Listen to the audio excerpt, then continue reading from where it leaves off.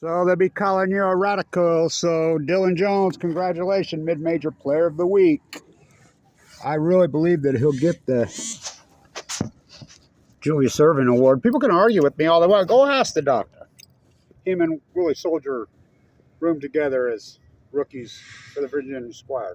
Soldier are here. Soldier says, I'm the one that named him the doctor. Go ask him. Go ask him. So, anyway, my last day is being a number. I'm not a number. To my bell, I'm just another phone. To a teacher, I'm just another child. To IRS, I'm just another file. I'm not a number. I'm not a number. I'm not a number. So my last day is being a number. As you know, 12 years ago, I got hit by the freight train called AML leukemia. I was given 2 months to live. A hell of a 12-year journey. Less than 1% survived. Too sick for transplant. Open heart surgery twice, including last year. Remember the first time out of the bone marrow transplant center like this. I was so sick. My nerves was Lord's freaking bracket buster game. Basketball metaphors matter. So let's talk some Dillon Jones. Just what Dillon Jones, you guys can argue with me. I got him number 5 in the draft. And you can argue with me all you want. You didn't even know his fucking name. Till last year, till Lillard scratched him in. I told Dillon the other day, you can thank one guy for your attention here. And he says, who's that? And I said, Damian Lillard. He says, oh yeah. I remember the alumni game here this year.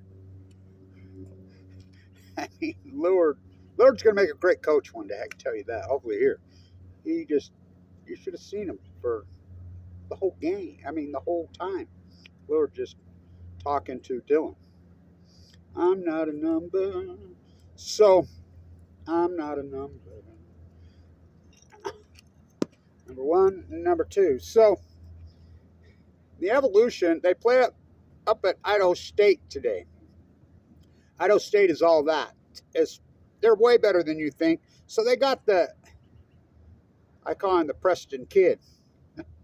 Vote for Pedro. Vote for Pedro. He grew up there, fucker never lost in high school. He's a beast. They beat Weber in here, upset him. They were 12-point underdogs. And I talked to him after the game. In fact, I got him to sign one of my programs. And arrogant, woo. He looked right at me. He says, you need to tell that coach of yours how well that double team worked. You got to quit double teaming. And he laughed. I'm like, yeah, I'll get right on that. So, Big Sky basketball's all that. By the way, if you don't think that's true, NAU has Eastern Washington's number, huh? They knocked them out of the tournament last year. They were the 8th seed. Eastern was the 1 seed last year. Knocked them out in the first round. You know, the Eastern's first game, there's a bye. They played the championship game against who? Montana State. So I got to tell this story. This story is hilarious. I'm not a number. So, great. So, the big thing used to be around here, the whole Intermountain West, March Madness was a major. I mean, we got games here like you wouldn't believe. Jason Kidd's last game there, watched Valvano cut down the Nets. Danny Ainge's last game here. Just major upsets. I watched David Robinson play here. I mean, such great, great games in here because of the great Arnie Farron. He's from Ogden. So, we'd all go to Wendover. That's the first place I met Randy Ray. And Stu Morrill. Stu Morrill was always in Wendover gambling. He's a slot sheet player. We were basketball guys. That's where I first got to know Danny. Danny's a great coach. Came from Montana State, played at Montana State. So we're doing the game, the Montana State game. Weber just smokes them. I couldn't believe it. And, you know, after the game, Kev and I are talking, and, you know, Kev's a piece of work, as you know. But, so he's like, well, you know, this Montana State's better team than you think. And I says, yeah, the Big Sky's all good. He says, you know, they lost those bigs, but these bigs are just as good, if not better, than those bigs. I says, I don't think so. He says, well, maybe Bolo, but the other bigs. And I'm like, so turn off the camera. I look over my freaking shoulder. Who's standing there? The other big. Great himself is standing right there. I'm like, okay. And so I walked over and talked to him. You know, and he says, Kid says, "You remember this guy? He was on number 3." Like, oh yeah, I remember. I says, "Yeah, you guys were good. He wasn't just good; he was great." So he's up for, I think, the Karl Malone Award. So they roll into Colorado State, get smoked by Colorado State. Well, Colorado State has an NBA first rounder. That players, I mean, that team is so, so BYU and Utah State, they're notorious. I mean, they're probably the 2 toughest venues in the country to play at home. Weber State's never beat BYU in Provo, never. They played them a lot. Oh, they beat them here lots of times.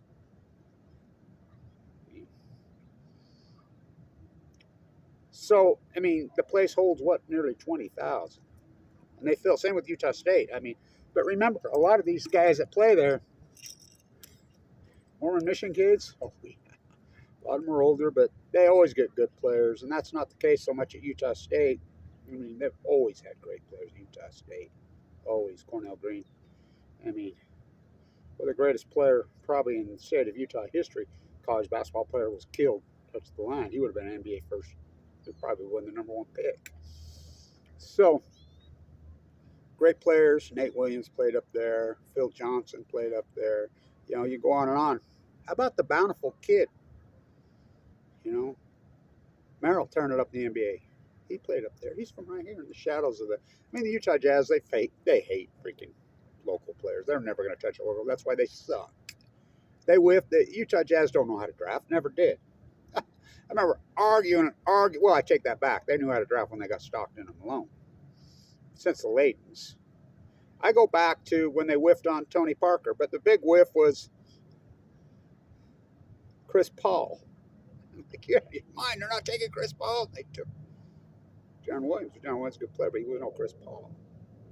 So, Chris Paul's a Hall of Famer. So is Tony Parker, Hall of Famers. And so Chris Paul's still playing? Yeah. 20 years later, kind of like Lillard. So, I was a gambler back in those days, March Madness. So, I remember when they played Michigan State in the tournament.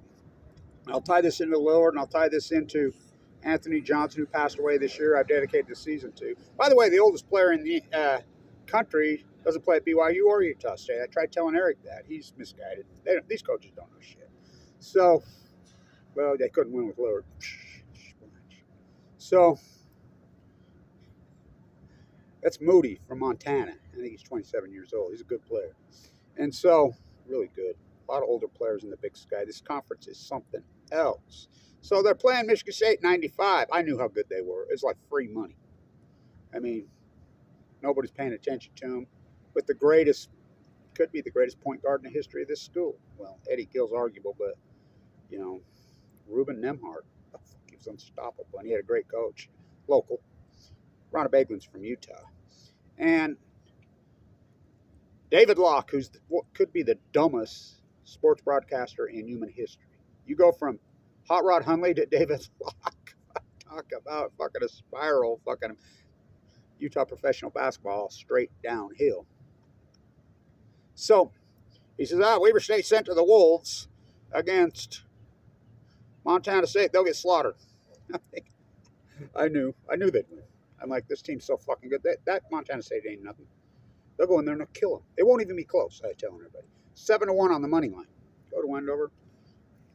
$2,000-$3,000. I had money in those days. $2,000-$3,000 I bet on them. I remember the guy that runs the sports book almost took a stroke. God, they'll get killed. I says, okay. Why don't we bet side fucking bet too? I told him. I'll bet you anything you want it. You give me 71, I'll give you 7-1. You can take it out of your pocket. Fucking buried him. Judd Heath coach then. Remember when Weber State moved out of the Swenson Willie Sojourner? The last game at the famous Swenson Gym. When Montana had, wasn't Michael Ray Richardson on that team? Oh, what a fucking player. I think it was double overtime, sent it back. All those years later, Weber State paid him out. They beat the shit out of him. By the way, they beat the shit out of freaking Allen Iverson in Georgetown. Allen Iverson's worst shot of his career cost Weber State Weber State's ahead the whole game. Ruben misses the front end of the one-on-one. That was Iverson with the Hail Mary that was, he ain't Lillard from half court. He shot the half quarter and it missed the rim by that far. If it even touched any part of the rim, Weber wins easy. The game's over. But it landed. It was such an air ball. It almost looked like a backdoor pass. I'm sure Iverson will call it a pass. And he turned out to be a great player, Iverson. And they put it back and knocked it. When Weber had him beat the entire fucking game with the great Jimmy DeGraffeney. What a fucking, he's Utah. So, go forward to 99. So, I knew in 99 with Harold Arsenault, the show, and Eddie Gill. I'm like, fuck, they were something else. I'm like, cool. And they had the great coach. And they had Jensen, the Jensen brothers, Judge Jensen's sons. I knew what Eddie Arsenault, the show, and Guy Beach was. And Eddie Gill, fuck. Eddie Gill was unbelievable here that whole year. So was Harold Arsenault, the show. I says, fuck, they'll fucking beat North Carolina. North Carolina ain't nothing this year. So they go up. I go to the game. Sitting on really down low. I sat with Dave Sakowitz, who missed the front end of 2-1 and was to send Weber State to the Final 8 back in '69. That's who I sat with. We've been friends for years. He's a piece of work. So, by the way, could be the worst gambler in history. So, we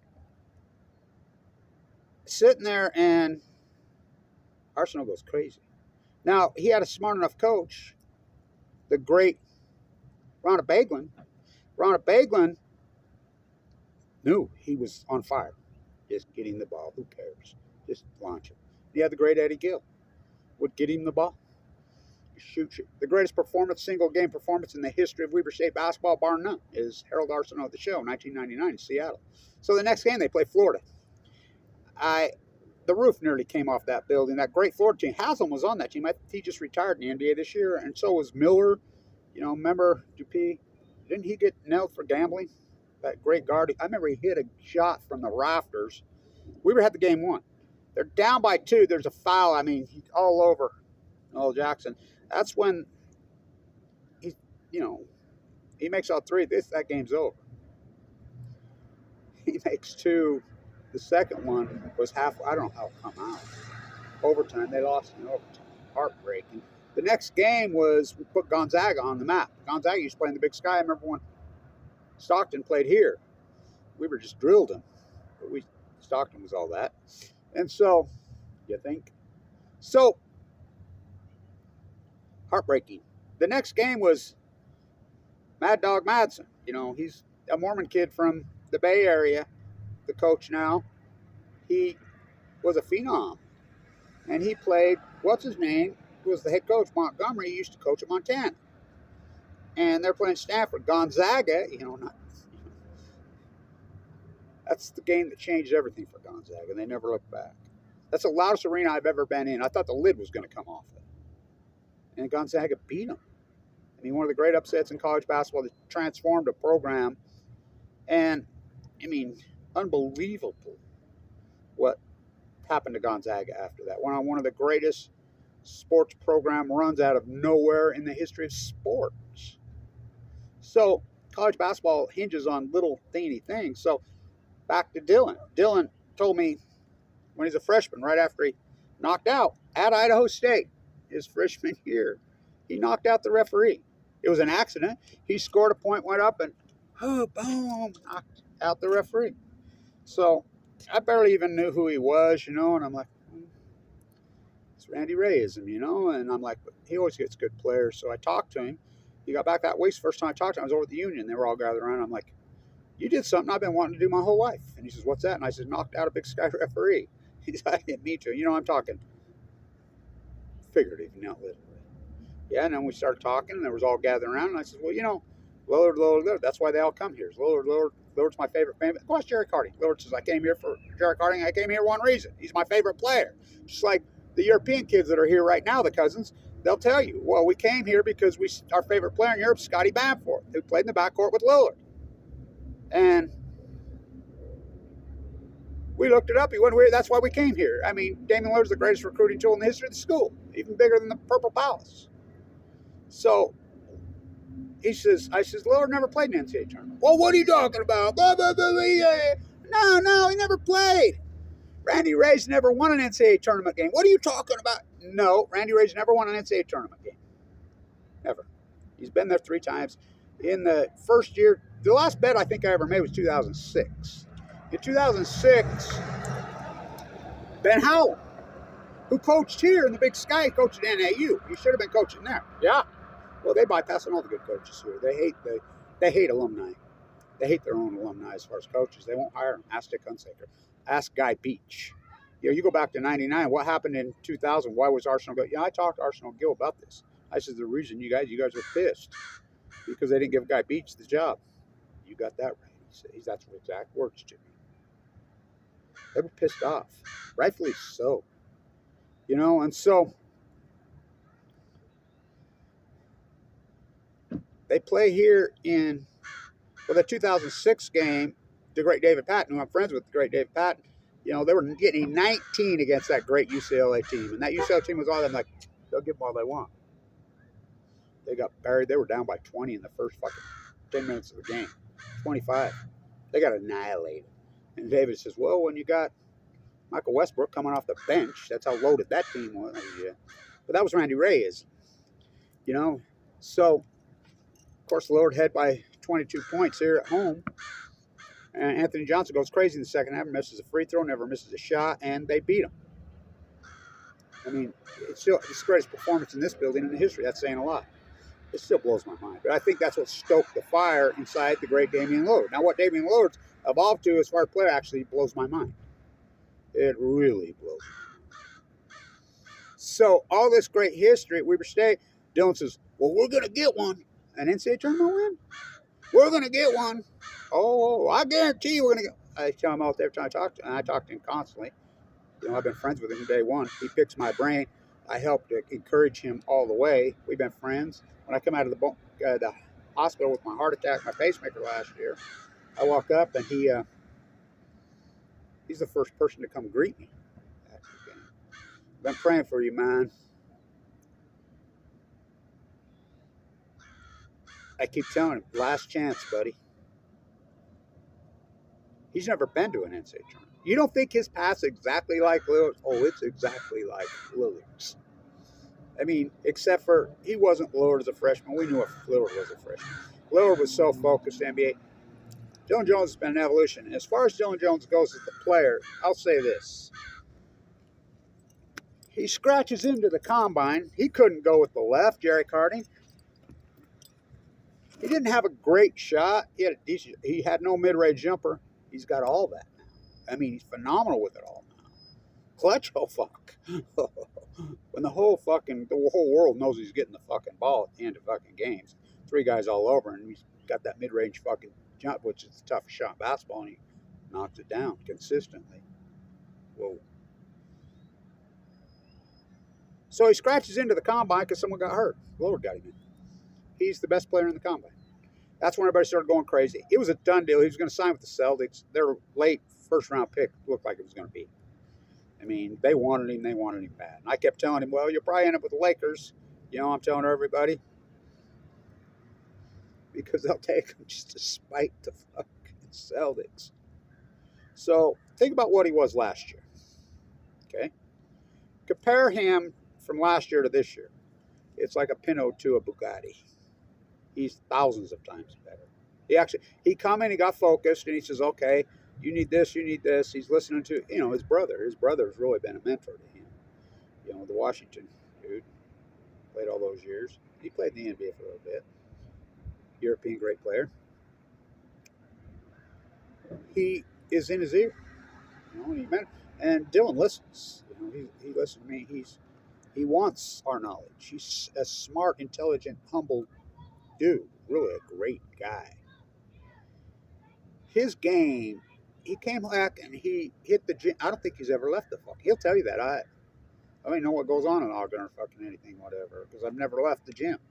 I never seen anybody so focused besides a Damian Lillard. I tell you, 28th last year he was going to go in the first round. These idiots around here arguing. Oh, God, you know that. I'm like, shut the fuck up and go sell a fucking car. You guys don't know fucking anything. Just like you didn't on fucking Lillard. They don't know anything. Just like on, if you don't believe me, one word, Rashid Shaheed.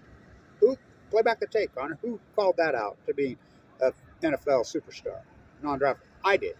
Is he? Is he? By the way, this is an invitation to Rashid. You want to come to the marquee game? Will be Thursday here because St. Thomas versus Dillon Jones. There'll be fucking 20 fucking scouts in here, easy.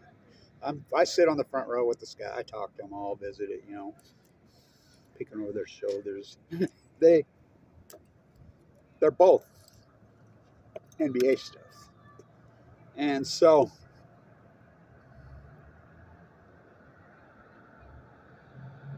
open invitation to Rashid. You can sit next to me. I got an open seat right in the front row. We'll save it for you. I'll go tell them to save it on the fucking in the ticket office Monday. It'll be the game of the fucking.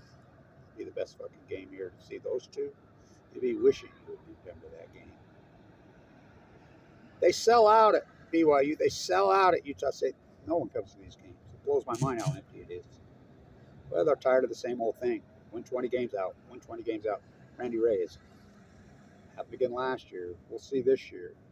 So, but remember this. BYU, Danny Ainge went to the Elite Eight and that thing, but BYU gets a good seed in the tournament every year because they draw good. They get above where they should be. Like if they deserve a 12, they get 8. If they deserve a 10, they get 6 because they draw so well.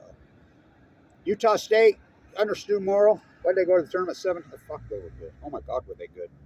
But I guess he wanted to get to fucking Wendover and get gambling because one and done. Well, who trained him to go to the tournament and lose? Oh, Randy Ray.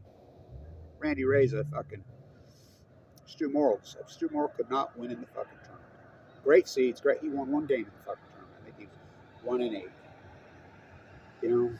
Hell of a coach, but he couldn't win in fucking March. So I tell these guys all the time, just remember, real basketball doesn't start till fucking March. That's the NBA. Let's go ask Charles Barkley. I mean, you say, we sandbag, we ain't going to go kill ourselves until it gets late March, then we start playing. Remember when they knocked out the Jazz when the Jazz were 2 seed? That's when it matters. And you can practice all you want, be this great player in practice, whatever. It's about, and we didn't call him Dame time. Here, Carl Arky's the one who named Lillard. He called him the Great Dame. I used to call him just Mr. Lillard.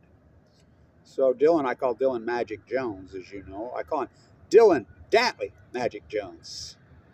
Run.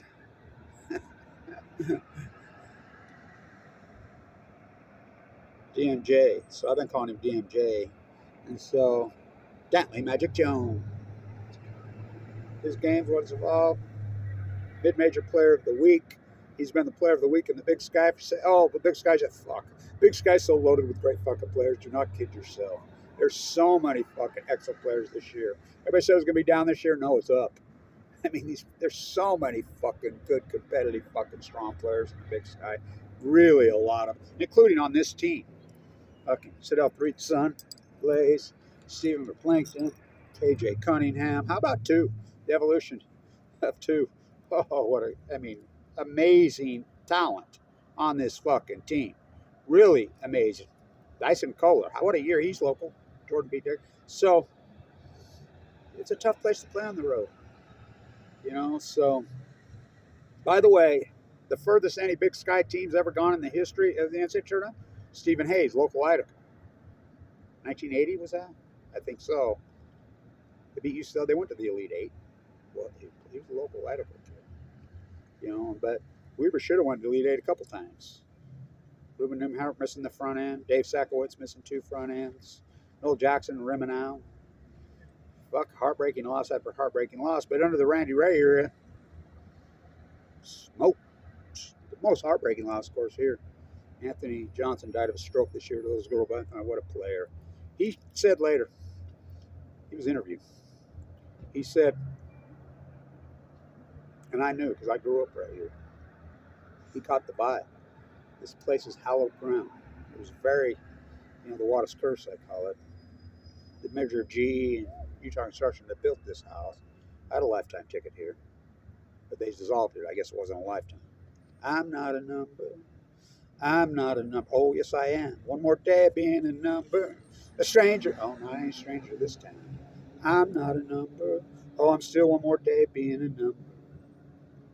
To my bell, I'm just another phone. That's that great Bob Seger song, huh? When did the country go to hell? Bob Seger cut his fucking hair. So, I'm not a fan of the NBA, but I'm a fan of players. I mean, Dillon. Somebody was asking Dillon the other day, "Who's your favorite team?" I don't have favorite teams. You know? I still think that the Lakers are going to pull the Okie Finoki to get him. But if I had to bet, I would take he'd be a lottery pick. Who do I think? San Antonio Spurs.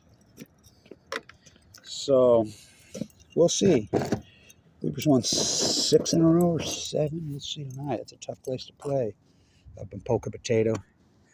You going? No, I got to go to my grandsons who are friends with Rashid. They got a soccer game tonight. So I'll be at that. Boy, you ought to see those two. Well, they lined them up, 1,200 players over there at La Roca. The coach says, "Oh my God, I never seen anything." He's tall, he's straight, he's got a gait like no other. He's a beast. He always was a beast. And he took off growing, and Rashid always mentored him. Rashid would take the time to, he moves like Rashid. They lined up at 1,200 of them in the 100-yard dash. Fuck you. They went 1-2. He obliterated him. I'm like, "You're going to run track." "No, I'm not running track. Soccer. He's gone soccer mad. And I'm like, "Soccer? No, you're going to run track." And then I told him, "Just remember, Rashid Sheet wasn't a football player, was he?" I mean, well, he was. Is. He was the all-state, amazing, world-class sprinter in San Diego. Oh, yeah. Oh, maybe I will. So, go Dillon. Keep your mojo. Keep your mojo, Weber. Keep your mojo. See if you can pay him back for that upset here. Stand